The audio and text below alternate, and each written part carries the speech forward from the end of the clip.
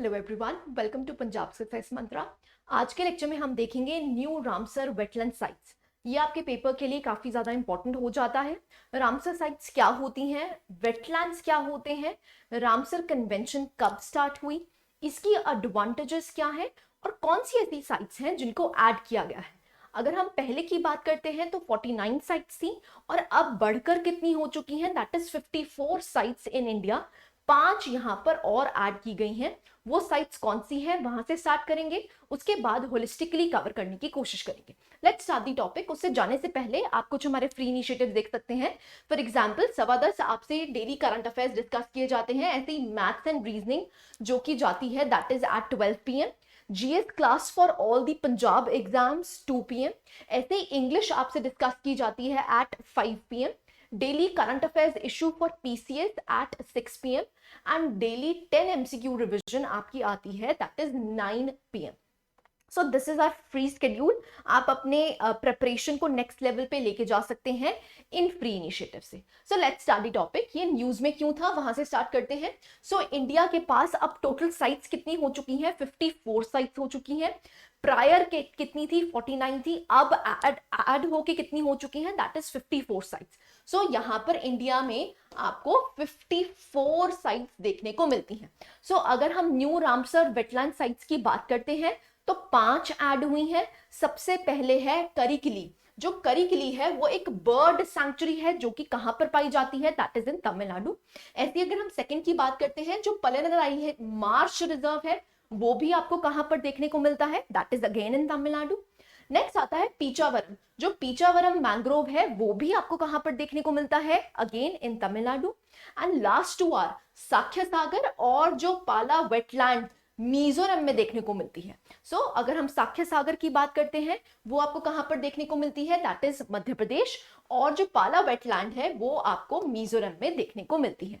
सो अगर हम कहें इन 5 वेटलैंड साइट्स में 3 जो है वो आपको तमिलनाडु में देखने को मिलती हैं। सो यहाँ पर बर्ड सैंक्चुरीज भी देखने को मिल रही हैं, मैंग्रोव्स भी देखने को मिल रहे हैं, मार्श रिजर्व्स भी देखने को मिल रहे हैं, right. So these are some of the new Ramsar wetland sites that have been added and which have created 54 in total जो कि आपको इंडिया में पाई जाती हैं। डन। सो अगर हम इनकी बात करते हैं, सबसे पहले करिकली की अगर बात करते हैं तो यहां पर आपको वाइड वेराइटी ऑफ बर्ड्स देखने को मिलेंगे। फॉर एग्जाम्पल एग्रेट्स, ऐसे ही जो ग्रे हेरन है, ओपन बिल्ड स्टॉक, काफी जो बर्ड्स हैं वो आपको देखने को मिलेंगे। नेक्स्ट आता है दैट इज पलिकरनाई। जो पलिकरनाई है जो कि एक मार्श रिजर्व है, तो यहां पर आपको जो भी इकोसिस्टम है, एक्वाटिक इकोसिस्टम है, वो आपको देखने को मिलेगा। So it is one of the few natural coastal aquatic habitats that qualify as a wetland in India. Next की अगर बात करते हैं पीचावरम। अब पीचावरम क्या है, एक मैंग्रोव है, तमिलनाडु में पाया जाता है। सो ये एक मैंग्रोव फॉरेस्ट है और यहां पर आपको काफी ज्यादा वैरायटी एक्वाटिक इकोसिस्टम की देखने को मिलेगी। नेक्स्ट आता है साख्य सागर। जो साख्य सागर है वो मध्य प्रदेश में पाया गया है। अब ये क्रिएट किया गया था फ्रॉम दी मैनियर रिवर। जो मनियार रिवर है 1918 में बनाई गई थी। और ये जो साख्य सागर है it is located near Madhav national park. Very very important question, यहां से क्वेश्चन फ्रेम हो सकता है, रादर आपकी मल्टीपल स्टेटमेंट्स क्रिएट हो सकती हैं कि जो साख्य सागर है वो कौन से नेशनल पार्क में देखने को मिलता है। अब देखिए आपके लिए क्या काम है, आपने क्या करना है, सिंपली आपने अपना एटलस खोलना है। जो भी रामसर वेटलैंड साइट्स अब घोषित की गई हैं उनके आसपास की जो भी ज्योग्राफी है, चाहे फिर वो माउंटेन रेंजेस की बात हो, चाहे नेशनल पार्क्स की बात हो, ऐसे वाइल्ड लाइफ सैंक्चुरीज की बात हो, वो आपने देख लेनी है कौन कौन सी आसपास देखने को मिलती हैं। क्योंकि जो आपके पेपर्स हैं वो धीरे धीरे करके मल्टीपल स्टेटमेंट होते जा रहे हैं। सो मल्टीपल स्टेटमेंट में एक तो आपको डायरेक्ट फैक्चुअल क्वेश्चन देखने को मिलेगा और साथ में क्या हो सकता है वो उसकी ज्योग्राफी के साथ आपको रिलेट करके देख सकते हैं, राइट। सो अगर हम साख्य सागर की बात करते हैं तो ये आपको कहां पर देखने को मिलता है, that is Madhav national park. Last की बात करते हैं दैट इज पाला वेटलैंड। पाला वेटलैंड आपको कहां पर देखने को मिलती है, दैट इज मिजोरम। अब यहां पर आपको wide variety of animals, birds, reptiles देखने को मिलेंगी। and very very important, it falls under the Indo-Burma biodiversity hotspot। अब यहाँ पर देखिए दो क्वेश्चंस बनते हैं। हमने बहुत से कोर्सेज में अपने पढ़ा है, लेक्चर्स में पढ़ा है कि बायोडाइवर्सिटी हॉटस्पॉट के क्राइटेरियाज क्या होते हैं। अब प्लीज आप कमेंट बॉक्स में जरूर लिखिए बायोडाइवर्सिटी हॉटस्पॉट के 3 क्राइटेरियाज क्या होते हैं, राइट। तो सबसे पहले आपको ये पता होना चाहिए कि बायोडाइवर्सिटी हॉटस्पॉट के क्राइटेरियाज क्या हैं। नंबर 2, आपको ये पता होना चाहिए कि इंडिया में बायोडाइवर्सिटी हॉटस्पॉट्स कौन कौन सी एग्जिस्ट करती हैं। बहुत से लेक्चर्स में हमने पढ़ा हुआ है, please write it in the comment box, right. So ये फॉल करता है आपका under the Indo Burma biodiversity hotspot. ऐसे ही अगर हम बात करें, ये जो लेक है ये मेजरली कहां पर लाई करती है, that is under the Palak wild life sanctuary. अभी जो पलक वाइल्ड लाइफ सैंक्चुरी है, अगेन यहां से एक इंपॉर्टेंट क्वेश्चन बन सकता है। सो दिस इज ऑल अबाउट दी पाला वेटलैंड, ठीक है, जो कि मिजोरम में देखने को मिलती है। अब नेक्स्ट आता है जो रामसर रिकॉग्निशन है, वो है ही क्या। सो यहाँ पर क्या घोषित किया जाता है, यहाँ पर आपको वेटलैंड ऑफ इंटरनेशनल इंपॉर्टेंस घोषित किया जाता है। सो ये किसके तहत है, ये रामसर कन्वेंशन के तहत है। ये कन्वेंशन एक्चुअली में एस्टैब्लिश कब हुई थी, 1971 में। रामसर नाम ही कब पड़ा, क्योंकि यहाँ पर आपको ईरान में एक जगह देखने को मिलती है, दैट इज रामसर। उसी से इस कन्वेंशन का नाम क्या रख दिया गया है, दैट इज रामसर कन्वेंशन। अब रामसर कन्वेंशन करता क्या है, वो वेटलैंड साइट्स को रिकॉग्नाइज करता है जिनकी इंटरनेशनल इंपॉर्टेंस है। अब इंटरनेशनल इंपॉर्टेंस का मतलब क्या होता है कि अगर ये वेटलैंड साइट्स हर्ट होती हैं, डैमेज होती हैं ह्यूमन एक्टिविटीज की वजह से या फिर नेचुरली, तो उसकी वजह से क्या होगा, वहां का जो इकोसिस्टम है, वहां का जो इकोलॉजिकल बैलेंस है, वो आपको हर्ट डैमेज होता हुआ दिखेगा। सो इसीलिए इनकी जो इंपॉर्टेंस है वो इंटरनेशनल इंपॉर्टेंस है। हमारी कंट्री में कितनी साइट्स हैं, 54 ऐसी साइट्स हैं जो कि इंटरनेशनल रिकॉग्निशन पाई, ठीक है जी। सो यहाँ पर अगर हम इंडिया की बात करते हैं तो सुंदरबंस जो कि वेस्ट बंगाल में आपको देखने को मिलता है, it is the largest Ramsar site, ठीक है जी। So this is all about the Ramsar convention. अगर हम इनके क्राइटेरियाज की बात करते हैं, देखिए 9 क्राइटेरियाज एग्जिस्ट करते हैं। नोबडी विल आस्क यू कि 9 क्राइटेरियाज लिखे जाएं, आपने सिर्फ एक रीडिंग देनी है। देखिए जो भी रामसर साइट्स वेटलैंड्स हैं, सबसे पहले देखिए वेटलैंड्स क्या होते हैं, वो एरियाज जो सैचुरेटेड रहते हैं विद वाटर, राइट। जितने भी आपके lakes, ponds, rivers and so on, जहां पर भी आपको सैचुरेटेड वाटर देखने को मिलता है, वो पर्टिकुलर साइट्स कौन सी साइट्स हो जाएंगी, they will be the wetlands. Now अगर हम क्राइटेरियाज की बात करते हैं, अगर वो साइट्स काफी बायोडाइवर्सिटी होल्ड करती है, चाहे फिर एक्वाटिक एनिमल्स की बात की जाए, चाहे प्लांट्स की बात करी जाए, या फिर वाटर बर्ड्स की बात करी जाए, सो अगर ये क्राइटेरियाज इसमें फॉल करते हैं, इन 9 क्राइटेरियाज में कोई भी एक क्राइटेरिया फुलफिल होता है, तो उसको हम रामसर वेटलैंड साइट घोषित कर देते हैं। तो आपने सिंपली एक बारी पढ़ना है। तो अगर हम क्राइटेरिया 1 की बात करते हैं, तो अगर ये कंटेन करता है रेयर और यूनिक एग्जांपल्स ऑफ नेचुरल और नियर नेचुरल वेटलैंड, तो हम घोषित कर देंगे। क्राइटेरिया 2 एग्जिस्ट करता है, अगर यहां पर आपको वल्नरेबल, एंडेंजर्ड, क्रिटिकली एंडेंजर्ड जो स्पीशीज देखने को मिलती हैं, तो भी हम उसको रामसर वेटलैंड साइट घोषित कर देंगे। नेक्स्ट आता है क्राइटेरिया 3। सो यहाँ पर आपको वाइड वैरायटी ऑफ प्लांट्स या फिर एनिमल्स देखने को मिलते हैं, तो भी आप एक क्राइटेरिया समझ सकते हैं for a wetland site.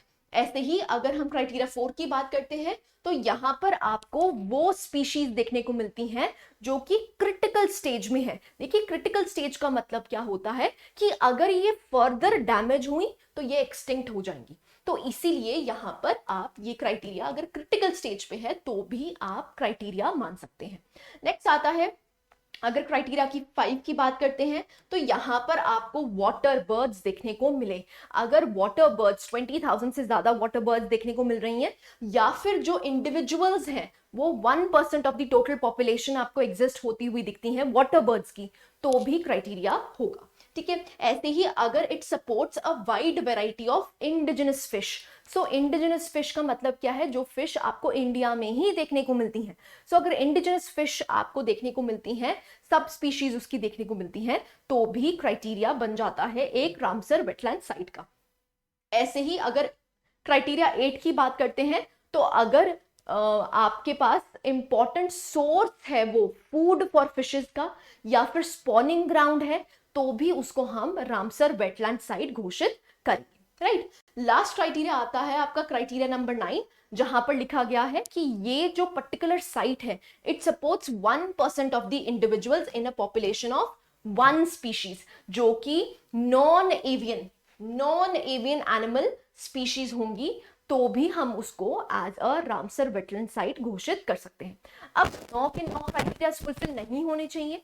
In 9 criteria में अगर एक क्राइटेरिया भी फुलफिल करता है कोई भी साइट, तो उसको हम रामसर वेटलैंड साइट घोषित कर सकते हैं, ठीक है। सिंपल सी बात है, सारे तो याद नहीं होंगे। जो भी ऐसी इंपॉर्टेंट साइट्स हैं जहां पर बायोडाइवर्सिटी मेंटेन्ड रहे, तो वो क्राइटेरिया किसके अंडर आ जाएगा, that is Ramsar wetland site के अंदर आ जाएगा। सो अगर हम वेटलैंड्स की बात करते हैं, तो वेटलैंड्स क्या है, these are the ecosystem where they are saturated with water either seasonally और परमानेंटली। सो या तो सीजनली हो या फिर परमानेंटली हो, लेकिन वो एरियाज जो कि सैचुरेटेड विद वाटर रहते हैं। सो बहुत सारी चीजें इसमें इंक्लूड हो जाएंगी, चाहे मैंग्रोव्स की बात करें, चाहे मार्शेस की बात करें, चाहे डेल्टास की बात करें, फ्लड प्लेन्स की बात करें, रिवर, पॉन्ड, ये सारे ही क्या घोषित हो सकते हैं as a Ramsar wetland site. But हम अगर वेटलैंड्स की बात करें, अगेन देखिए, अगर टफर क्वेश्चन बनाना हो तो वो बोल देंगे कि वेटलैंड्स क्या क्या इंक्लूड करेंगे।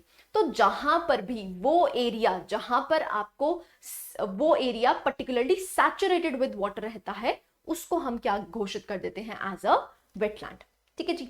सो अगर हम इनकी इंपॉर्टेंस की बात करते हैं, तो आप देख सकते हैं ये कवर करते हैं only 6% of the earth's land surface, लेकिन ये सपोर्ट करते हैं 40% of all plant and animal species that live और ब्रीड इन वेटलैंड्स। सो इनका अगर एरिया देखते हैं तो सिर्फ 6% है, लेकिन इनके ऊपर थ्राइव करने वाले जो एनिमल और प्लांट हैं वो कितने हैं, 40%।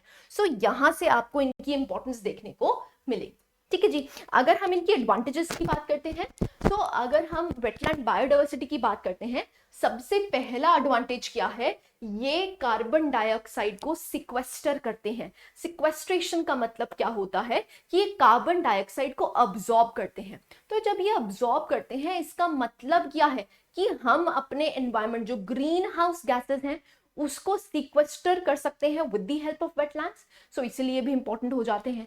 नंबर 2 बात करते हैं, देखिए जो आपके स्वैम्प्स और मार्शेस होते हैं, ये एक्चुअली में क्या होते हैं, they are the absorbers of the pollutants. So इसका मतलब क्या है, अगर हमें क्लीन वाटर चाहिए, क्लीन एयर चाहिए, तो इसीलिए भी वेटलैंड्स जो है वो काफी इंपॉर्टेंट हो जाते हैं। अगर हम थर्ड क्राइटेरिया की बात करते हैं, इकोनॉमिक बेनिफिट भी आपको देखने को मिलेगा। Approximately 1 billion people are dependent on wetlands directly और इनडायरेक्टली। सो इसका मतलब क्या है, मेजर प्रोपोर्शन यहां से आपको देखने को मिलती है इन दी इकोनॉमी। ऐसे ही अगर हम इकोनॉमीज की बात करते हैं, जो वेटलैंड्स हैं, they approximately provide 47 trillion in essential services. So इसीलिए भी इंपॉर्टेंट हो जाते हैं। तो क्लाइमेट को मेंटेन करना, रादर बायोडाइवर्सिटी को मेंटेन करना, इकोलॉजिकल बैलेंस बना के रखना, ये किसका मकसद है, वेटलैंड्स का मकसद है। सो अगर there is loss of wetlands, we can say that it is loss to the biodiversity. That is why we are conserving the wetlands, ठीक है जी।